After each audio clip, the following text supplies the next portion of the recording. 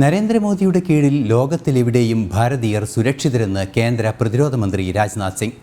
ഭാരതീയ വിദ്യാർത്ഥികൾക്ക് വേണ്ടി റഷ്യ-യുക്രൈൻ യുദ്ധം 4.5 മണിക്കൂർ നിർത്തിവെക്കാൻ മോദിക്ക് സാധിച്ചു. മുഴുവൻ വിദ്യാർത്ഥികളെയും സുരക്ഷിതമായി അദ്ദേഹം നാട്ടിലെത്തിച്ചുവെന്നും രാജ്നാഥ് സിംഗ് പറഞ്ഞു. ഏത് ആഗോള സാഹചര്യത്തിലും മോദിയുടെ കീഴിൽ ഭാരതത്തിൻ്റെ പൗരന്മാർ സുരക്ഷിതരാണെന്ന് രാജ്നാഥ് സിംഗ്. റഷ്യ-ഉക്രൈൻ യുദ്ധത്തിനിടയിൽ മുഴുവൻ വിദ്യാർത്ഥികളെയും ഇന്ത്യയിൽ എത്തിക്കുന്നതിൽ മോദിയുടെ പങ്ക് ശ്രദ്ധേയം. 22,000 വിദ്യാർത്ഥികളെയാണ് മണിക്കൂറുകൾ കൊണ്ട് ഭാരതം നാട്ടിലെത്തിച്ചതെന്ന് അദ്ദേഹം പറഞ്ഞു.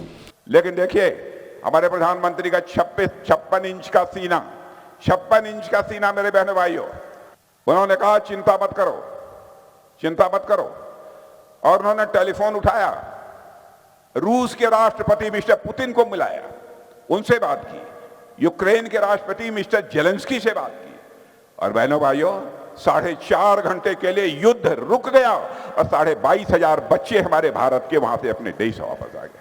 यह है हमारा भारत. ജാർഖണ്ഡിലെ കുന്തിയിൽ ഇലക്ഷൻ റാലിയിൽ സംസാരിക്കുകയായിരുന്നു അദ്ദേഹം. ഭാരതം കണ്ട ഏറ്റവും വലിയ രക്ഷാദൗത്യങ്ങളിൽ ഒന്നായിരുന്നു ഓപ്പറേഷൻ ഗംഗ. മികച്ച നയതന്ത്രജ്ഞനാണ് മോദി.